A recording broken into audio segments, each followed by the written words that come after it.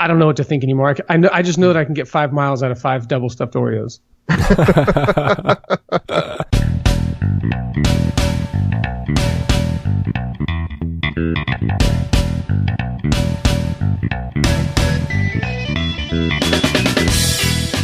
Welcome to the Hunt Backcountry podcast, presented by Exo Mtn Gear.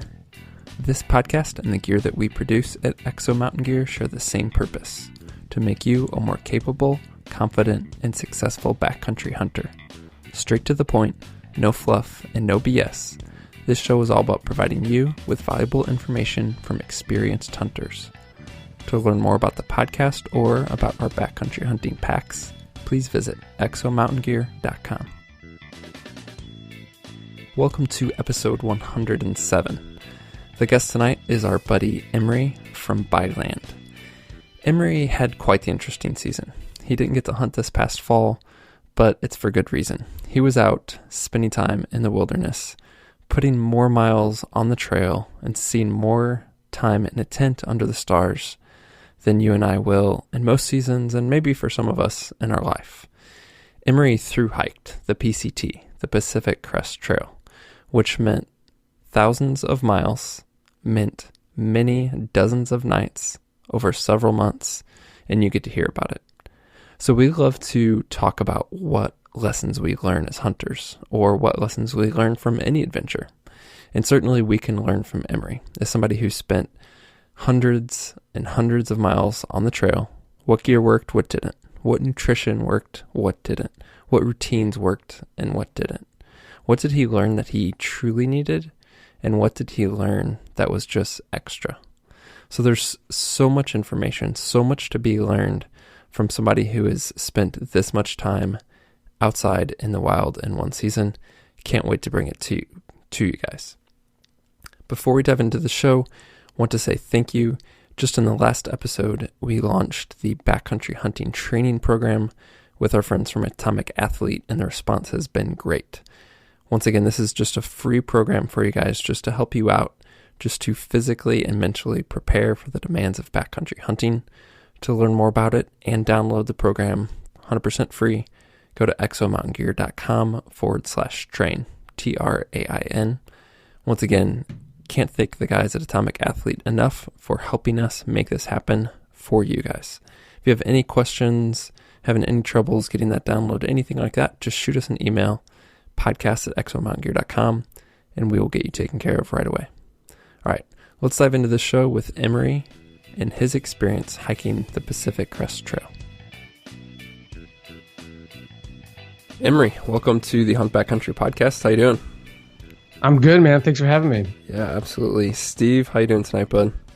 Fantastic. Looking forward to listen to Emory tell stories of his hike this summer. Yeah, it's the role reversal here, because you were just actually on Emory's podcast not too long ago, which I guess that's a good place to start, Emory.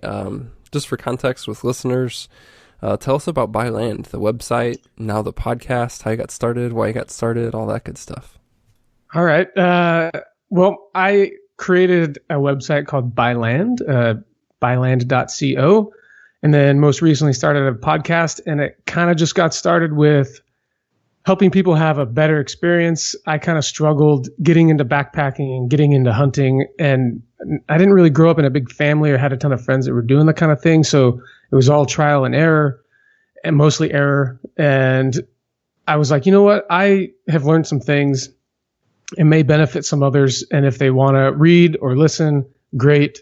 But here's kind of what I've learned, and it's been great. It's pushed me to do even more and try new things and then report back. And it's just been fun to create the content and write. I've learned to love writing even more. And then the podcast recently, that was a new adventure.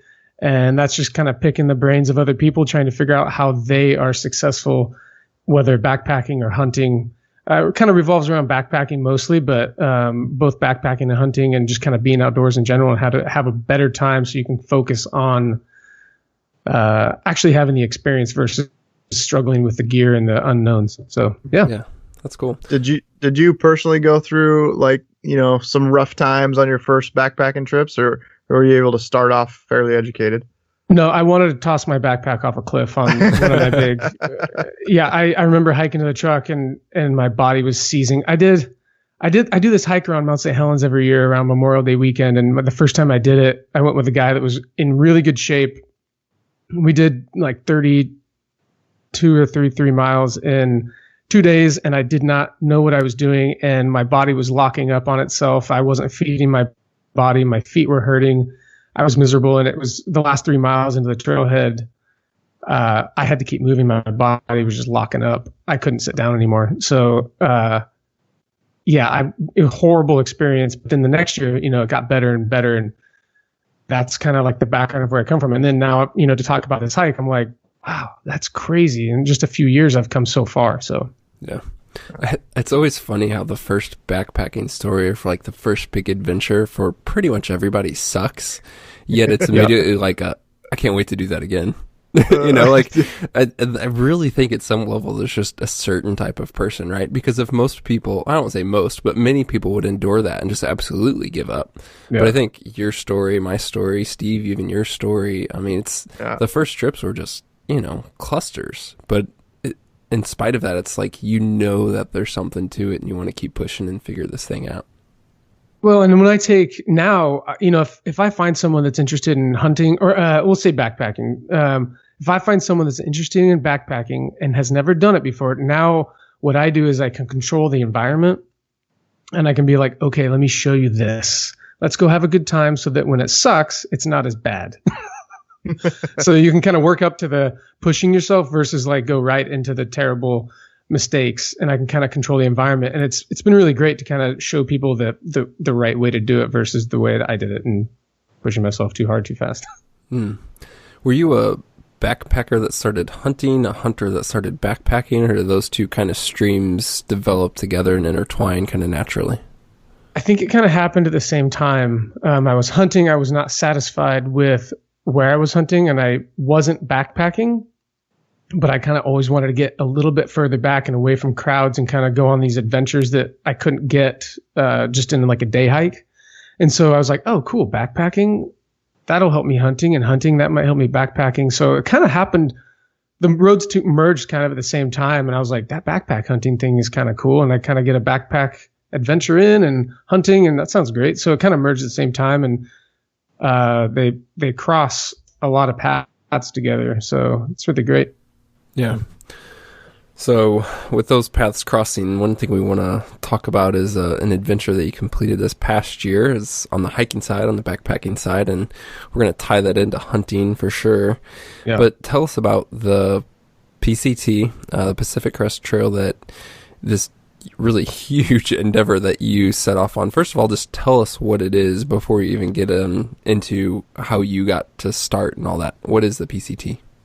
So the Pacific Crest Trail is a trail that extends from Mexico to Canada along through California, Oregon, and Washington. It's 2,650 miles, give or take a few when they adjust the trail each year due to washouts or whatever. You start like an hour outside the southern terminus. If you're going northbound, is like an hour outside San Diego, California. And the idea of these long distance trails is you're through hiking. And if you kind of start defining it, it's completing it in one season. I think the PCT organization says like in a year or so like that, but through hikers usually start and stop in one season, and they go from Mexico to Canada or Canada to Mexico, depending on when you kick off. So it's, just one solid trail that goes north to south. Yeah, it's crazy. I don't want to totally geek out and waste our time getting into super nitty gritty, because there's a lot of lessons on this side of the story that I want to talk about. But going into this, what goes into the decision of going north to south or south to north? It depends on your availability. You start going south to north roughly around April, May, late March, April, and May. Most of them in April, and then you end around September timeframe. You got to beat the snow, but you can't go too early.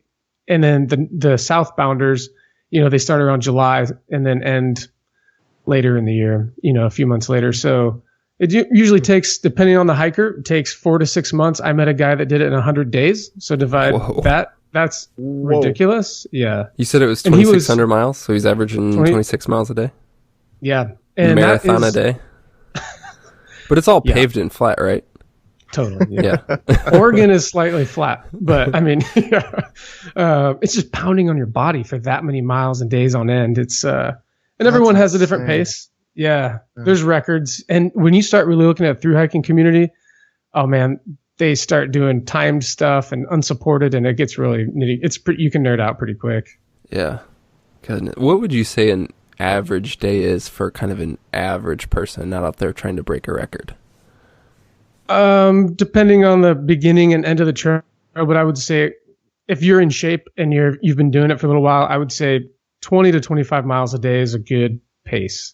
With off days in between, like 7 days of doing that and then take a day or two of rest, or? Yeah, the idea is to not rest too long so that you don't get out of it and upstairs in your head. But yeah, you definitely need 0 days. We call them 0 days where you do 0 miles. You either do zeros or Neros where they're almost a 0 day. And Neros are almost just as good as a 0 day, depending on your shape, how good a shape you're in. Like at the end of the trail, a Nero might be 10 miles for me, whereas a Nero at the beginning might be like a mile or two. Yeah. Right.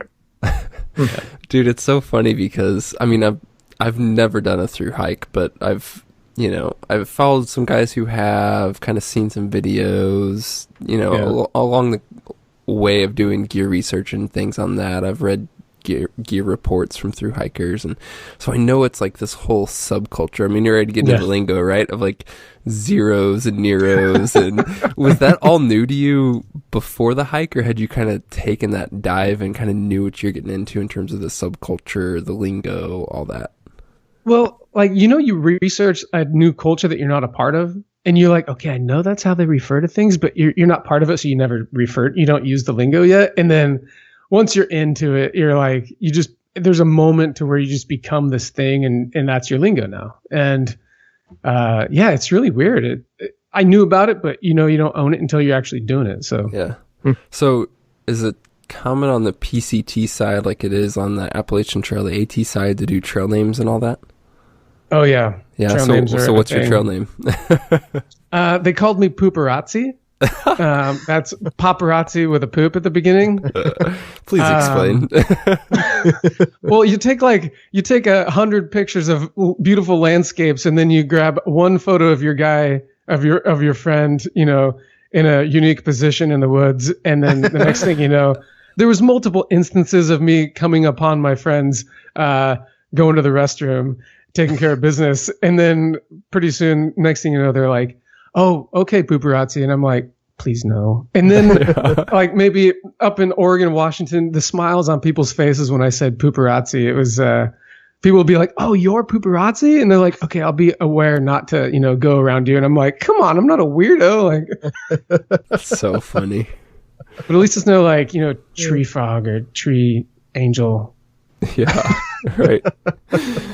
It's funny. What is the longest hike you had done before embarking on the PCT? Roughly around 35 miles. It was the longest one would be around Mount St. Helens in one shot. So yeah, that was quite daunting thinking of doing that numerous times in a row. Right. 35 to 2,600. Slight leap. A slight leap, yeah. Yeah. Did you prepare much physically, or do you let the endeavor sort of get you into shape? Going into it, I kind of wanted to get ready, but at the same time, my mind was like, I don't think this is going to be nice anyhow. I mean, I'd have to be hiking 25 miles a day to be in shape. And so I kind of let the endeavor, I kind of took care of my body. We started out at 15 miles a day for the first month and kind of eased into it. And then you slowly work up to the higher miles. That's probably the smarter way to do it versus people that just hit the ground running. And then, if you're a long distance runner or you're a marathon guy or cyclist, that it's a long journey and you need to get from beginning to end. So you need to pace yourself. So I kind of decided I would just let the trail take care of it, and I would lift weights and do weight training and kind of go on some weighted hikes, but not overdo it to where I was going to injure myself, and kind of let the trail take care of it. One of the most fascinating aspects about a trip like this to me is just the logistics. So before we dive into the actual experience of the hike, I just want to touch on it a little bit. Obviously, when you're out there for 4 to 6 months, you're not starting with everything you need. So talk us through the logistics in terms of being able to hit supply points, being able to do prepared drop-offs, kind of all the logistics of food and gear and just refreshing things that you need when you're on the trail for months at a time. So great question. There's two methods. One is you might see through hikers create these boxes they send themselves. They do resupply boxes and they have someone send them to them when they get to a certain town. And normally these known long distance trails, the trail town, we call them trail towns. They know who hikers are, and there's a hiker season, and so you might see stacks and stacks of these boxes. Well, there's pros and cons to that, and then there's the other situation or theory or style is self-resupply, and that is when you get to town, you go about resupplying yourself and with whatever's in that town. There's pros and cons to both. I kind of did a mixture of both. I had some boxes back here, and some people sending some gear and or food that I couldn't get just to kind of supplement my diet or whatever I needed. But most of the time what I found was I could resupply at a gas station. I could resupply at a small market. Walmart's became terrible to go to because it was just too much. And the packaging was too big. So gas stations, quick marts, stuff like that became easy. We could go down to the corner of gas station. We could go backpack for a week. It'd be really easy for me at this point. So yeah, kind of a mixture of both, but that's how people do it. They have drop points and they pick up gear. But usually if I needed new shoes, I went through 6 pairs of shoes. If I needed new shoes, I would have them sent, or I would go to a local store and grab what I needed. So at a gas station, you could find the right types of food to be eating for that. I would think just your nutrition would be fairly critical. Pop-Tarts, man. All you need is Pop-Tarts. Well, so we can get into that. It's disgusting what I was eating, and it doesn't make any it doesn't make any sense from a nutrition standpoint. I lost 20 pounds eating pastries, Pop-Tarts, easy cheese, and Mountain House meals. And I played with my diet from beginning to end, trying new things. 'Cause I'm fairly healthy dude. Like I eat healthy things, shakes in the morning, that kind of thing. I lift. So I know what should be going in my body. And then I'm looking at what I'm actually putting in my body. And have you guys ever had that bonk, where you just go sugar low and you're like, oh no. Yeah. Yep. Oh yeah. So I was struggling with that a lot in the beginning because I wasn't preloading my body or feeding it these right things. I wasn't keeping on top of it. And by the time I hit the Washington border, my diet, I'll just go ahead and say it. My morning, it was coffee and a packaged like donut, and then like a cinnamon roll or something like that. And then it was double stuffed Oreos until about 10. Then it was like a Pop-Tart. And then it was wrap. It was like a tortilla with easy cheese and salami. And then it was Oreos the rest of the day until a Mountain House meal or Top Ramen at night. Dude, how awesome to eat like a 4th grader again. And here's the crazy part. So those listening might be like, that's terrible for you. And I would agree with you. That is awful. But I never had one bonking session all through Washington. I was covering the highest miles I was doing on the trail, 25 to 30 miles a day, every day. I was no longer doing zeros. I was doing Neros. So very few miles going into town, resting for the afternoon, and then going back out. Never once did I run out of energy. I would wake up refreshed. So this doesn't make any sense. My body was changing though. So there's a lot of dynamic in that. And it's just a strange thing. So I don't know what to think anymore. I just know that I can get 5 miles out of 5 double stuffed Oreos. That's funny. I mean, yeah. Did you have a calorie per mile type ratio that were you counting that? I kind of had a general idea of 500, I'd hike for 2 hours, which was, 5 to 6 miles, and then 500 calories and as much water as I could drink. But, that's hard to do. You never know how many miles you're going to do. But, start counting up the calories in a double stuffed Oreo and you get to 500 real quick. Yeah.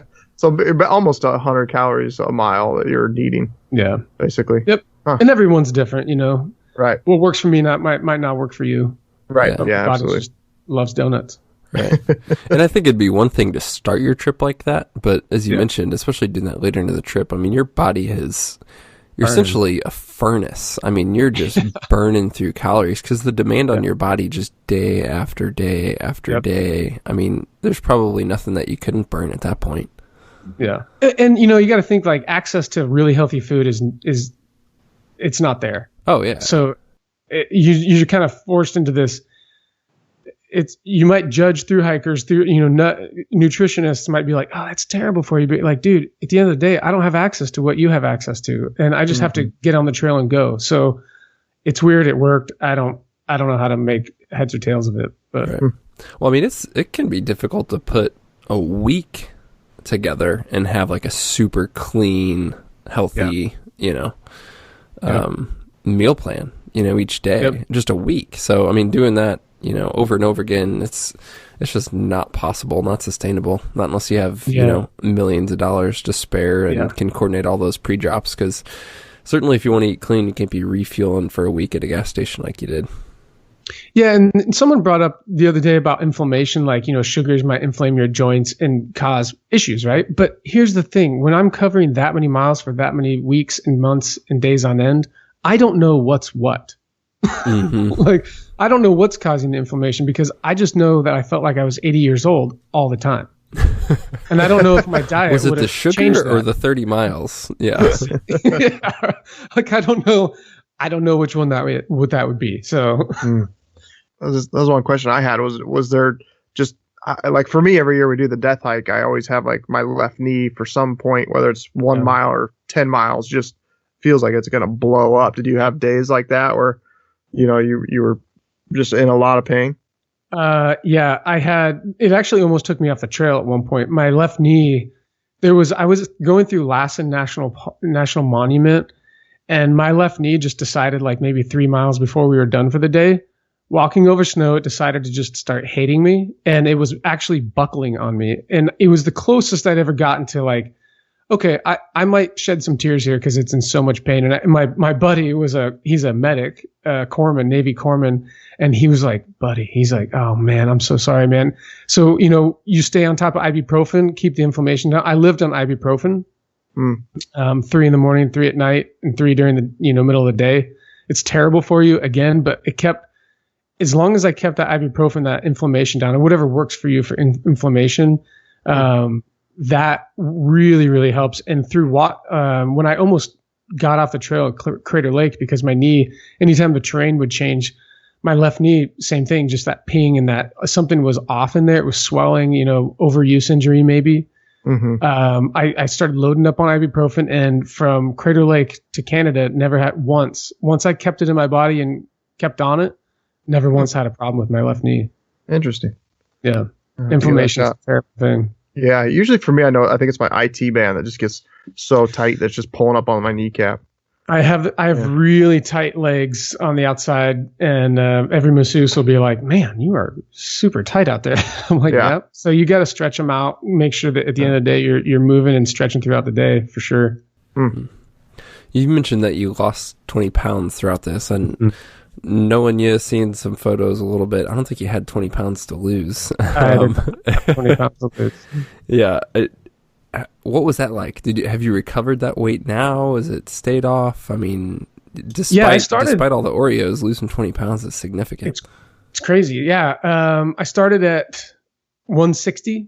I'm not a very big dude, very lean. And when I got to Canada, I spent one night in Canada, and then we came back down, and I weighed myself. I was at 140, and I know for a fact, going into Manning Park, the town right inside the border, I had to have been, because I loaded up with pizza that night, and I was just like carb load, and I'm sure I was under 140 when I came off that day. So wow. I've kept it back. My body usually fluctuates very little, but I'm usually between 155, 160, and I'm back there. It doesn't take long, but you're pretty much super ripped by the time you're done with that thing. Wow. Total beast. Yeah. So I'm sure that there wasn't always a typical, but kind of walk us through a typical day. What time did you get up? Did you get on the trail right away? Did you start with breakfast in camp? Like, just kind of walk us through an average day, I guess. Well, everyone has a routine that works for them. And I think one of the main things about whether you're hunting or you're backpacking, getting into a routine is a really good thing because you can rely on it. So my routine, I let my body sleep until it was ready to wake up. In the desert, that was about 5 a.m. It just naturally woke up. When I started doing higher miles, I woke up around 6. And then I was off. I would eat breakfast, have some coffee, and get on the trail no later than 7 in the morning. And then from there, it was every 2 hours, at a minimum every 2 hours, I was stopping, drinking water, hydrating, getting food in my stomach, getting off of my feet so that I could, because it was going to be an all day affair. So get off my feet, sit down, rest, and then hike another 2 hours, do the same thing, wash, rinse, repeat. And then lunch was between 30 minutes to an hour, depending on how much I needed. Sometimes I get a cat nap in if I needed it. And that could just be, don't you love those, those forest naps you take when you're hunting? You're like, I just need like 5 minutes. Oh, yeah. They're the best, right? They're just like a quick nap, and then you're good to go for another 2 hours. And then dinner, I was in camp. I think the latest I ever hiked maybe was 8:30, 9 o'clock during like the middle of the summer. But normally I like to be in camp 7 o'clock, getting close to camp around 7:30 and in bed by 8 so I could get a good night's rest. And I was off my feet aired out, gear ready, eating dinner, and done, laying horizontal. Yeah, that's smart, forcing those 2 hour breaks at the most. Yeah. And I'd play by ear. If I was getting hungry, I would say, I'll stop on the hour and see where I'm going. And some days are worse than others, depending on the terrain. We just have to take it by ear. But every 2 hours, for sure, I was stopping. Yeah. So we talked a bit about nutrition. I want to cover gear a bit as well. Not necessarily what did you bring A to Z, but just kind of what are some of the standouts. I know that things went sour really quick in terms of footwear for you, so I definitely want to hit that. But then also just if we can, look at it from this side of the trip and talk about, what non-necessities did you discover along the way that maybe you packed, or maybe you packed super efficient, what little things were a lifesaver, just kind of all that kind of big debrief on gear. So this, we called it Shoepocalypse. We started... I started out, so through hikers wear trail runners. That's what they do. They don't. I talked to Steve about this. We don't wear through hikers don't wear Gore-Tex shoes. They wear just really lightweight, airy trail runners. And the trail runners I chose to start the hike in, they just were too flexible, and they put a ton of stress on my foot. And then they put these massive blisters on my ankles, and I started adjusting the way I was walking, and then stressed the right side of my foot to the point where I was literally hobbling down the trail for a number of days. And it took a long time for my foot to heal. So I had to switch footwear to something that was a little more stiff to not let my foot work so much.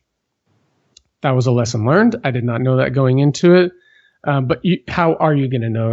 Until you're covering tons of miles every day, you just don't know. When I walked around in the store, that's different. You can't just walk up and down a set of stairs or walk around left and right for 20 feet and say, good to go. It's really, you never know till you get out there. So footwear was a big thing for me. I found out what worked for my foot and what didn't, and then how to manage blisters if I did get those.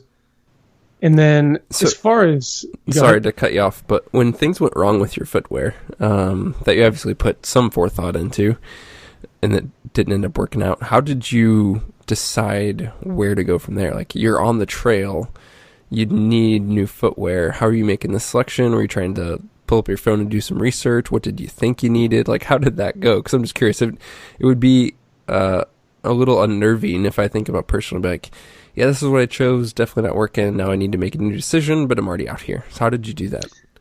Well, there's I personally had some shoes on standby waiting at home that I called to say ship them. Oh, okay. And in 3 days, and then like 3 or 4 days, within 1 week, I had my new shoes. Perfect. That I was supposed to start the trail with, but I just for some reason didn't. So you essentially went to your plan B. Yeah. Which should have been plan A. Yeah.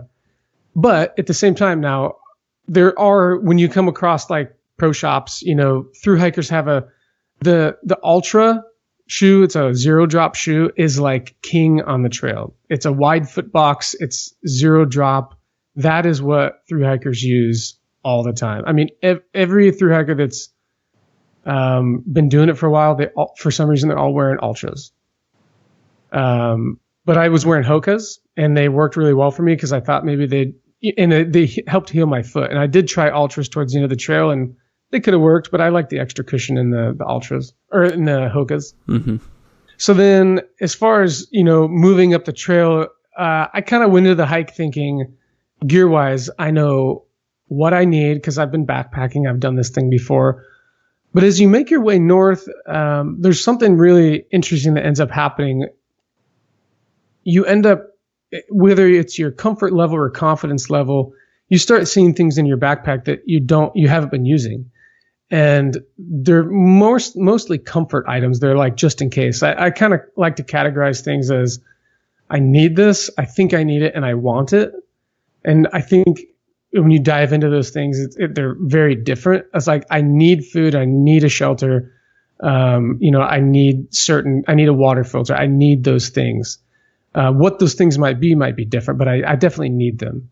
I think I might need this extra pair of socks. Do I need them or do I think I need them?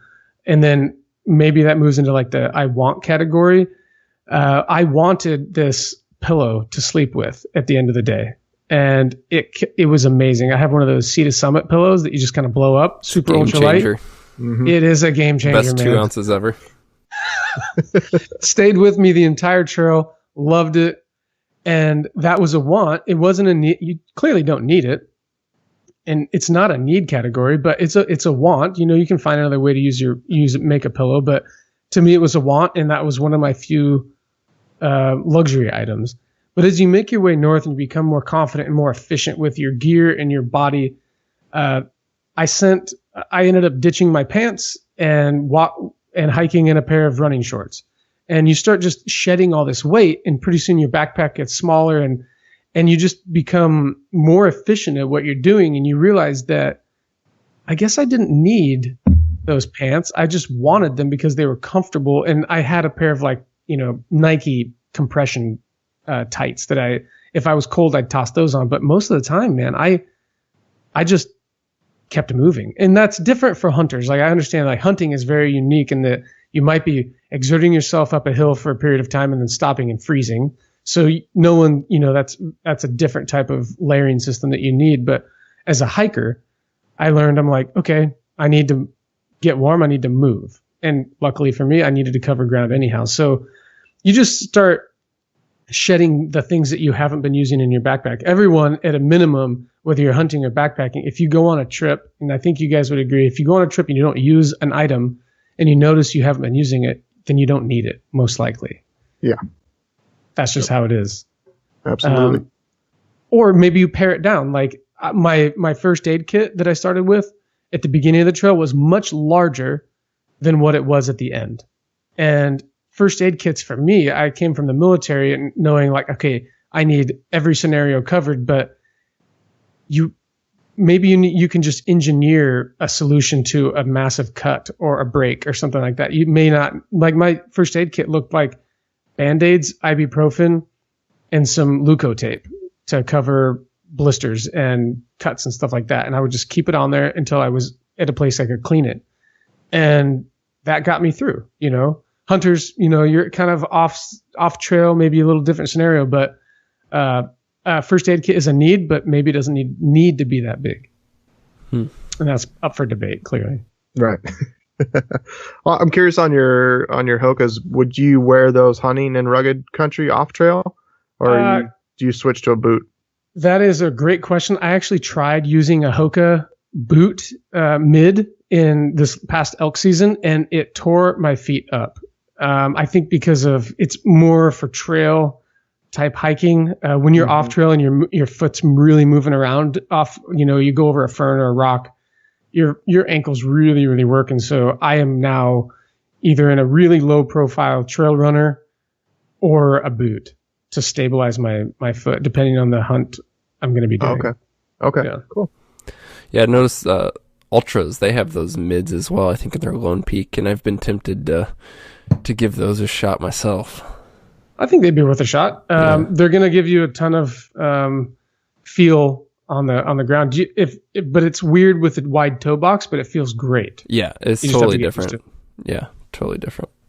So what are some of the standouts of things that worked well? Maybe it's the big ticket items, or maybe it's shelter or anything, but maybe it's something small, but if you look back at it, it's like, man, I couldn't have done it. Like you kind of mentioned with your pillow.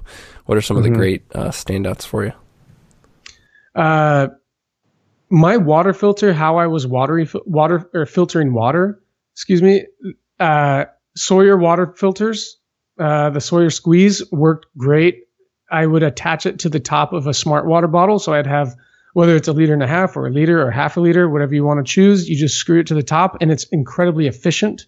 I was doing the whole, when I needed to filter water, pull it out of a bag, attach it to a thing, and then filter my water. But as I moved up the trail, I'm like, man, I don't have time for that. I just want to stop, pull my bottle out, fill it up, drink, refill it. And I would have a clean bottle and a dirty bottle.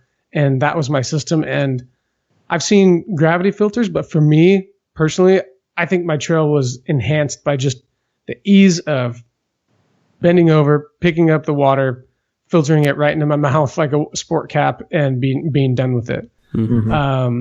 My stove, I used a jet boil, incredibly efficient with fuel. I think that I knew guys that were getting by with over a month's worth of cooking out of their jet boil in a tiny canister. Out of one canister? Wow. Out of one canister, yeah. I got nervous getting lighter. I was like, I don't want to be that guy that runs out of fuel. So I would replace it early, but I had a guy hiking with me that he was almost on month 2. And I'm like, dude, swap it. Like, that's terrifying. Wow. Yeah. Yeah, so when we did our stove test, jet boil was by far the most efficient. Yeah. Huh. Yeah, and then trekking poles. If no one's ever used trekking poles, those are big standouts. They really, I know trekking poles are kind of goofy looking, but once you feel the benefit of them, man, it's really hard to go back. If you're trying to carry a load or trying to move through the country now, if you're off trail, that's one thing, and you're hunting, you don't need your hands locked up. But if you're just trying to transit, man, they're just make your life a lot better. Yeah, absolutely. Couldn't agree with more. One thing I remember you mentioning when we talked previously on your podcast was the difference between, like, you could literally feel 2 pounds on your back, the difference of that towards the end of the hike. Can you kind of talk about that? Yeah. So as you progress in higher miles or towards the end of your trip, we'll say, you can start feeling the difference between that pound or 2 pounds or 3 pounds that's in your backpack.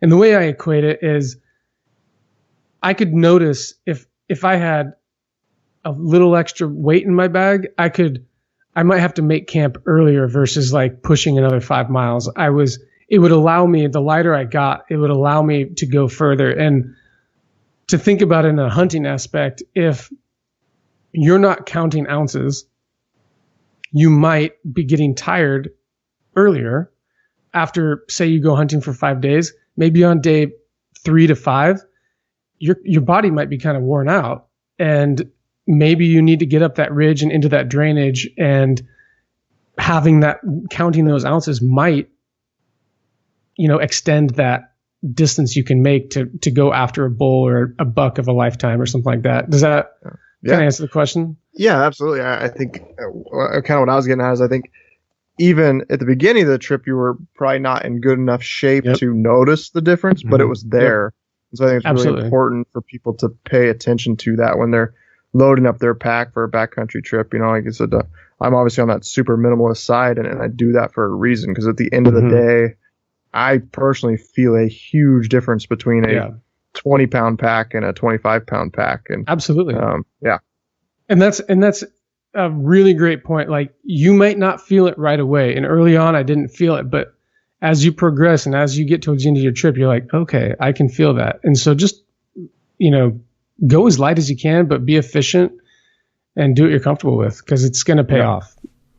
Yeah, the more I hear, there's so much opportunity out there in terms of learning, in terms of experience, by just doing. Like, we can listen to the podcast and have these conversations all you want, but man, you're in such a different position because you went out there. And so for me, it's like, man, it just makes me want to get out there even more. It makes me want to tell the listeners, like, let's put away the phone. Let's get out there. Let's, instead of hearing these tips, like, go figure it out for yourself too, because there's just nothing like the experience of doing it.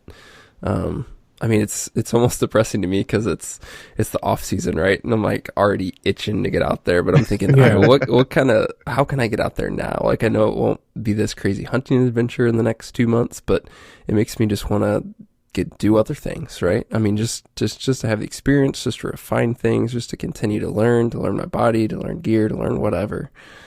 Man, just pumps me up. I think that's a really important thing. For my advice to people, if you're waiting to go backpacking for just hunting reasons, I think you might be giving up the opportunity to get more efficient. There's something that happens when if you just go backpacking to go backpacking, you're no longer worried about chasing animals. You're kind of focused on, is this system working for me? How can I get better at this? So that if you can kind of pare down the backpacking unknowns, and so that when you do go hunting, and you're backpack hunting, you can say, oh no, the backpacking's taken care of. I got that down. Let me focus on the hunting, because I'd rather focus on the hunting than the backpacking personally. Yeah. And I was fortunate enough on the trail, it was Groundhog's Day, day after day after day, week after week, month after month. And I was able to, hey, I've heard about this technique. Let me try this. Oh man, that did not work. Or, hey, actually it did work. That food system worked, or that stove worked, or that I swapped my sleeping bag out for a better sleeping bag. And I learned, I got to feel the difference between 800 fill down and 600 fill down. Massive difference. Wouldn't have known if I didn't go backpacking every week and decide one day to cut my sleeping bag weight by an entire pound and go up in quality of down. You're not going to know that unless you're doing it all the time and feeling the difference from one week to the next. Yeah. I mean, and so many guys are in a position where they get on a backpack hunt once or twice a year. And so, that's, okay, 5 trips in 5 years versus even if you just take a couple days and sneak in 5 weekends, 5 overnighters this year, you just cut literally years of experience in terms of the backpacking side off of the curve. Yep, absolutely. Just trial and error. Overnight trips are my favorite because you can be like, what's there to lose? Yeah, if it doesn't work, can mess it up. I can survive. I can mess it up, and I'll just come back out. And then you can stretch it out to say, well, dude, that seemed to work. That system seemed to work overnight. Let me stretch it out to 3 days and see what happens. 5 days.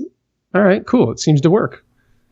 So one thing we're looking at this year, and I know something we want to talk about with Emory, Steve, was the death hike. And last year was good, but we're looking at expanding it this year and lengthening it both in mileage and in length in terms of time. So it's potentially going to be 3 days, 100 miles, Steve, is still the plan? Yeah, that's the goal. I'm trying to find the route right now, which I think I did find it finally. But yeah, so we're looking at shooting for 100 miles, 3 days, and something in the neighborhood of 20,000 feet of elevation, that route that I found. That's a good route. That's through hiking right there. Yeah. So yeah, you got to do, I think the biggest thing for everyone, I mean, the death hike traditionally has been, 40 miles, give or take. And you could be, as long as you were in decent shape, you knocked it out and suffered through it. I don't think you can just suffer through 3 days back to back at 33 miles a day. Yeah. So it's whoever is on board this year, I think it's a commitment to, like, I don't know what the training is. I don't know what the protocol is for that. So I definitely want to pick your brain here, Emory, on what you think, after your experience doing the hike, like how could you build your body up to those kind of tolerances without, you're just not going to be able to go do, crazy long hikes. Yeah. I mean, everybody has 10 hours a week to train, Yeah. Right. Well, I think the lung, making sure you're in cardio shape to do it. But I think the main thing going into that is that when you bumped up from 40 miles to 100 miles, instantly, I think, at least for me, when you say that, my brain goes to, okay, I don't know if I can suffer through 100 miles. I'm going to have to actually plan this thing out and say, what's my game plan going into 100 miles? What's that look like? Not just in 3 days, over 3 days, but what does that look like per day or per hour? How am I going to break that down into saying, how am I going to manage the marathon versus I can't just come out of the gate swinging. I have to, I have to get to my 100-mile mark so that I can get there, and I want to get there. So how do I get there? And for me, it's body management, it's pain management. If your feet are going, there's certain things that are going to hurt that you can't avoid. Every day on the trail, my feet hurt. That did not go away. So I don't think that you can expect not to be in pain. It's not going to be an amazing 100 miles. You're going to have to work for it. But going into it, I think that you can lessen that pain by, making sure your legs are in shape. I have a problem with my legs cramping if I don't work them out properly. And if I exert them too much, or I'm not feeding my body the right amount of nutrients or salts or whatever they might be, electrolytes, I know that I would maybe battle cramping or tightening of the legs. So I know going into that, I'm like, cool, I need to exercise my legs, make sure they're good to go. And then getting used to that, maybe doing some extra long walks with weight so that your joints feel good. But making sure that your cardio's in shape and your body's ready to go in tip top shape as much as it can be. And then you can kind of marathon that thing out and say, how many miles am I going to do a day? An hour? Because you can roughly guess, I'm assuming 2.5 to 3 miles an hour. That's what you can bet on, depending on the terrain. So break it down hour by hour and just plan on taking those breaks. And really it's the mental. I think at the end of the day, it's all mental, right? Right. Your body is really, really capable. That's one of the things I learned is even though I was in a miserable state of pain at times, the only thing that gets me through it is me. What made me keep stepping step after step after step? I don't know. It just was this drive to just keep going. And if you can mentally prepare yourself to like, okay, what this might feel like on day 2 versus day 3, I think it's more mental preparation and focus and how you approach it. Yeah, absolutely. Well, one thing you kind of talked about it earlier was that I instantly looked up, like, Googled how do you hike 30 miles in a day, and it was almost exactly that routine you mentioned of hike 5-6 miles, rest, get a cat nap, eat, and then just because in past it was like, okay, how fast can we do 40 miles? There was no we very few stops. If we did stop, it was for 5 minutes. Hammer down a granola bar and then keep on trucking. So I think you said breaking it down, I think will be a huge factor in getting to the end, because I know in the years past, there's no way I could have, got up the next day and hiked that again. We just kind of went, swung for the fences for sure. Yeah. And this is going to be a different thing for everybody that goes is say, cool, how do I approach this thing? And like we just talked about, it's how you approach each hour or each day, have a plan. And if you feel good, honestly, I think even if you're feeling good, after 2 hours of hiking, take a break. Just stop, reload. And man, I lived on like Mio caffeines, those Mio squirt bottle things. You stick them in your water. Oh man, that's the best. Those things, if you need an extra kick, those things are great. Nice. Pro tip right there. Yeah, pro tip. Yeah, it's a whole different animal, because like this past year on the death hike, when we got to the point where some of us decided to keep going and finish through the night, it was like, that's an easy decision to make when it's just, I'll be done in another 12 hours or whatever. But when you're talking a 3-day trip and 100 miles, you don't have that point where like, I'm just going to knock this out. I'm just going to finish. It's a whole different, different mindset. What was the major struggles you guys had on those death hikes previously? Like, what was the major hit? The one thing we've always done is, last year we got split up, but the first 2 years it was all about the group. No stragglers left behind. So, I think everyone would have their highs and lows. And so keeping everyone together and keeping up the pace. And I think that was, it was a really cool bonding thing when it was all said and done, because you went through that as a team, and like I said, nobody took off and was 5 miles ahead of the next group. It was all together. Last year the group was just too big that wasn't feasible. Just too many fitness levels. The second year we did it was just the country, hiking out of the Frank Church Wilderness, and all the just lack of trails where we thought there was trails, and rattlesnakes left and right, and we had so many issues on that hike. I mean, miles and miles of downfall stuff where maybe it was only 5 miles, but you probably hiked an extra 5 because you were zigzagging 20 yards left and right the whole way. So for me personally, it's always been just pain, managing the pain. We've had heat stroke issues, and guys just flat out bonking, just hiking, and all of a sudden they're just literally laying in the trail, just pale face. So kind of the whole gamut, for sure, just lack of hydration and fitness and nutrition. And you definitely learn a lot. Like you said, you learn a lot about your body doing something like that, and what you are capable of, and maybe what your boundaries are.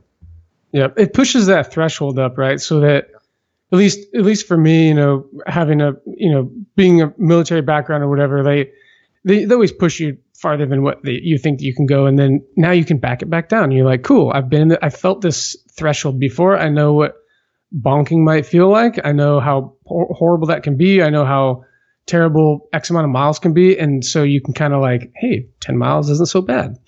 Right. Yeah, definitely puts it all in perspective for sure.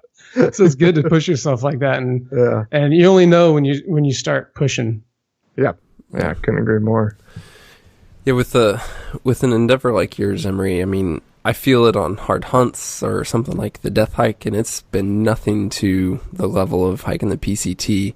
I feel this personal change in mindset, change in attitude, a change in just knowing myself from doing something like the adventures that I've done, whether it's a rim to the rim or the Grand Canyon or what have you.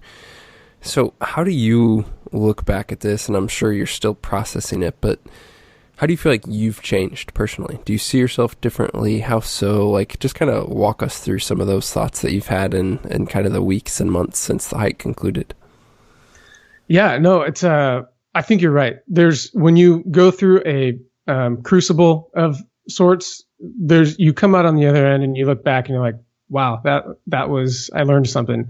If I were to look at myself, every once in a while I'll pull up on my phone and I'll look at photos of myself at the beginning of the trail, the middle of the trail, and the end of the trail. And somewhere in there, and it could be the growth of my beard, but under there, but somewhere in there,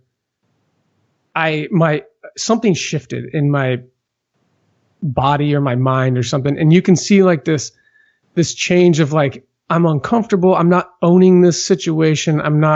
I'm still trying to figure it out, to, I think I kind of have a handle on it. I know what this kind of feels like. Even though I'm 1,000 to 1,500 miles in, I'm still sorting things out. And then for some reason, right around the Oregon-Washington border, it was like my mind, my body, and everything just like synced up. And I was like, 500 miles to Canada? Psh, whatever. I would stare down the barrel of 100-mile stretch at the beginning of the trail, and I would be like, 100 miles? I've never even seen 100 miles. I was taking pictures of 100-mile markers and 200-mile markers, and there's something funny when you get to Washington, there's no more markers. There's no more, you've gone this far. It's, you went this far. And so I'd stare down the barrel of a 125-mile stretch, and I'm like, cool, whatever. Like, I'll just keep moving. And so I look back on that, and I think I did this thing throughout the summer that seemed almost surreal. And at times it was very surreal, but at the end, through Washington, my mental state kind of looked back, and I'm looking south from the border, and I'm like, holy cow, I grew as an individual. I grew to learn a lot about myself. I cleared my brain of all this clutter and stimulation from the outside world, and I'm coming back into the world thinking like, wow, something really happened out there. And Mark, I think, to your point, I'm going to be digesting this whole thing for a number of years, because it was 5 months total of hiking, 6 months off of work, 5 months of hiking. And I think I'm going to every week, every time I talk about this, I'm like, oh, that was interesting. I think about that. And it helps me looking at those pictures and reading my posts and being like, I definitely changed and I'm more confident in the backcountry. My problem solving skills, I'm more self-reliant. And I think, well, what happens if I'm 20 miles in? I don't know. What happens if you're 20 miles in? You solve the problem, you get out of there. Like, I used to be afraid to be 7 miles in or 5 miles in. And I was talking to someone the other night and they're like, well, what do? You just walk out. Like, you just solve the problem and go with it. And you learn this art of self-reliance. And maybe you had to hitchhike. Maybe you didn't have all the supplies you wish you needed. Maybe you had to try something different and you had to make do, and you survived. You were wet. You survived. You were cold. You survived. You're in pain. You survived. And so it's just, does that make sense? Like, you just kind of, you learn this new part of yourself that you're like, cool, I can handle it. Mm-hmm. Yeah. Yeah. And that filters into a number of things. Right. Yeah. Just that confidence of whatever's in front of you, you're going to come out the other end alive. Absolutely. Right. Yeah. And usually a better person from it. So it's such a great attitude to carry into life. Right. Yeah. I was going to say, it translates over to everything, right? Like, no matter what the challenge is, it doesn't have to be physical, doesn't have to be outdoors, doesn't have to be hunting, doesn't have to be hiking. You get confidence from doing those things that translate to any challenge you face. Yeah. And on that note, I'd kick myself if I didn't mention it. If I could look back and take a few lessons away from this mentally, and it transfers to every part of your life, whether you're hunting or just in work. I found myself hiking hills before I was even on them. I would focus on the next day, or I would, oh man, there's a 5 mile hill coming. Oh, look at the elevation gain. Oh my gosh, that's good. I know what that feels like. And I was 2 hours, I was 3 hours, or I was 1 day away or 2 days away or 1 week away from this thing that I was just focusing on. And I was beating myself down prior to even getting to that hill. And I had to tell myself, stop doing this, stop looking, stop just, what are you going to do, Emory? Like, are you looking for a reason to quit? Because if you are, that's pretty easy to do. If that's the hill you're wanting to quit on, then just stop now. But if you're planning on hiking over that mountain or going into that drainage or whatever it might be, just go through it. You're going to do it. Stop focusing on it. And then when you get there, hike it and be done with it. Mm-hmm. And it helped me out. It helped me climb hills. Like, I started enjoying, all through Washington, I stopped looking at the elevation gains. I was like, there's no point. I'm going to Canada, so whatever. And I actually started enjoying the hills, and it would they'd get really bad and I'd start laughing. This is ridiculous. I don't know how long it is. And it's either like, man, this is a long hill, or, oh, that wasn't as bad as what I thought it would be. So, yeah. Wow. So speaking of just the climbs, the states, all the places you've been, what are some of the standouts in terms of places? Maybe if somebody said, hey, let's go drop you back off on the PCT, not to hike it, but just to experience this place again. What are some of those places that come to mind? Surprisingly enough, I was not looking forward to the desert, and being, traveling through the desert regions of Southern California. I was lucky in that it was kind of towards the end of the super bloom, and the desert cactus flowers were going crazy. But I would say those desert sunrises and sunsets, drop yourself off in the middle of, right below the Sierras as you make your way into the Sierras, and you get that high desert feel. That was really, really cool. I would say the Sisters Wilderness area in Oregon, very cool. Between maybe even Southern Oregon, you spend a few days, you actually spend like 3 or 4 days without seeing a single mountaintop, right past Crater Lake. And you're just in Oregon, lush green forest. You're just in a canopy of trees. That's really cool. And then for me, I think my favorite part, and it might be a bit of a homer, but Northern Washington was amazing. I mean, just the North Cascades and, Mount Rainier, Goat Rocks Wilderness. Goat Rocks is just phenomenal. It's a beautiful wilderness area. There's mountain goats up there. It's an extinct volcano. It's beautiful. You have views of Rainier and everywhere around. But Northern Washington, there's a section on Northern Washington that's 30 miles. That mile for mile, it has to be some of the most beautiful terrain and classic hiking. You're up above the ridges and you're just like, wow, this is incredible. So those are kind of my favorite spots. Yeah. So from Southern California to Northern Washington, a lot of places in between. Yeah. Well, so I did have to go around. I'll have to say I had to go around the Sierra Range due to the snowpack. I made the decision to go around so I could. My goal was to go around and come back. A lot of hikers did that, but by the time I got to Canada, I didn't have time to go back before I had to go back to work. Right. And as a thru hiker, you kind of have to balance decision making. I took a lot of hits to the pride on skipping some miles. So I was able to complete roughly 2,000 miles of the 2,600. But the sections I have to go back to complete, they're like the Sierra Range and little bit of Northern California that are absolutely stunning.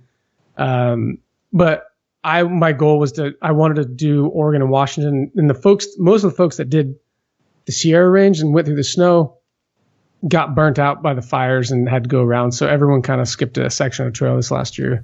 Very few made it the whole entire thing, but fires kicked up pretty terribly. Yeah, it was a crazy year for fires out there. Yeah, it was really bad. Yeah. Now they have a bunch going on currently. Yeah. So how does this relate to future adventures, future hunts? How do you see things going forward? How has this changed your perspective on just adventure, on hunting, on all the above? My view of what I thought I needed and what I actually need to go and do these things. I actually went through an exercise when I came home recently. I grabbed the smallest bag I had and I was like, I wonder if I can get everything I need in here for 1 to 3 days. And it was pretty shocking how efficient I've gotten by pulling things out of their little stow bags and finding a way to organize my things where I'm like very efficient with my equipment. So I think now I'm looking forward to taking the things that I've learned in hunting and the things, because you need specific things when you're hunting. You can't get away with being incredibly minimal, where you're just like living on nothing. And then marrying that up with through hiking and seeing, I think that's going to give me a really nice balance of having what I need to haul out weight when I need to, but also not taking too much. Being very thoughtful about the gear that I have. Would I go hunting in shorts? No, I would not go hunting in shorts. I will bring pants. But maybe I don't need an extra pair of socks like I thought I always did. Maybe I don't need that extra base layer or that extra hat or that extra pair of gloves. I just need a pair of gloves, 2 pairs of socks, a pair of pants, a base layer, really good layering system, and being good with that and saying cool. And then, your food bag and being good with food. There's a lot of things that I'll take forward hunting that I learned through hiking and it's going to benefit me really well. Yeah. I love how you keep using efficient. It's a term we use a lot at Exo. Just being efficient, and it's whether that's packing your pack and not using stuff sacks because they waste time and take up space and create weight.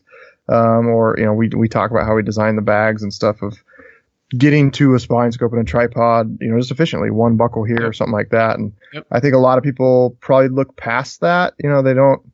They're like, oh, what's an extra second here or there? But in the grand scheme of things of a 2,000 mile trip, it really adds up. But even so, on a 2 to 3 day hunt, I think just maximizing your efficiency and time you can focus on what you're doing and not mess around with your gear. It's hard to add up the value of that, but that's something we put a lot of importance on for sure. Well, if you look at the way Exo bags are designed, and you compare that to a thru hiking backpack, man, there's not a whole lot of difference. They're just a little more durable. I mean, you guys have, especially with the roll top and the side pockets and the back stretch pocket, that's a thru hiking backpack. I mean, that's what people are using. That is the almost standard on the trail is one big body, side stretch pockets, a stretch pocket on the back, some lashing, roll top, done. Yeah. And it's an incredibly efficient people just love pockets. I went too far on the pockets. Oh my gosh. It was like one of those Russian dolls. Like you just keep pulling. There's pockets inside of pockets, and I overdid it. I had to return the bag. I'm like, I think I peaked.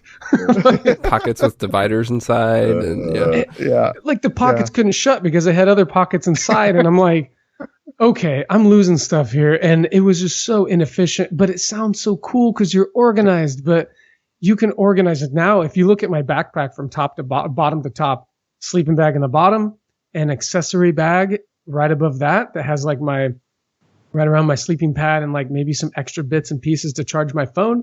And on top of that is my food bag. And on top of that is layers. And my food bag is a food bag. It's just a bag with food in it that I pull from. And then like it's a roll top ditty bag. And I stuff that in the bottom and I pull snacks out that I'm going to eat during the day. So I'm not digging and making a bunch of noise and wrestling with my backpack. So when I open the top of my bag, I have maybe like a puffy jacket and snacks, like a little baggie full of snacks that I'm going to eat during that day. And that's it. That's the only thing I pull out. That's awesome. I was actually just looking when we were talking earlier, and I can fit 12 double stuffed Oreos in an Exo side hip belt pouch. So that's going to be super convenient just to like quick draw, holster. I mean, that's 12 miles right there. It's 12 miles, yeah. I mean, that's super efficient. Don't discount sour gummy worms either. Oh, dude. Keep them in the hip pouch. Yeah, gummy and sour is ball game. That's the way to do it. That's funny. Emory, this has been awesome. You have some great content on your site in terms of write-ups from your experience on the PCT, photos from the trip, as well as awesome content from before you even went on this adventure, and then also the new podcast. So point our listeners to how they can check out your site, maybe follow you on social media, get in contact with you if they have any questions and all that stuff. Yeah, I can be found at byland.co. And then you can find me on Instagram on there. You can email me. The podcast you can just search under iTunes or Podbean or wherever you get your podcasts from, the Byland Podcast. And it covers hunting, backpacking, anything that might help you in the backcountry or backpacking in general. And then Instagram, I'm mostly on Instagram. I have a Facebook deal, but that's just too confusing. Instagram is so quick and easy. So by_land, and you can hit me up on there. But if anything, byland.co. Perfect. So let's do this again next year. You'll have some more hunts under your belt since you'll actually be around for season next year. Yeah, absolutely. Thanks for having me. Yeah, thanks for coming on, man. Well, that's a wrap on this episode. Once again, guys, to learn more about what Emory's up to with Byland, to check out his podcast, the articles that he's written, or to read more about his experience with the PCT, head over to his website, byland.co, and check all of that out. As always, if you are enjoying the show, we would love to see a review from you on iTunes. That helps us tremendously. If you have any questions, comments, or feedback, go ahead and contact us directly. Just shoot us an email to podcast@exomountaingear.com.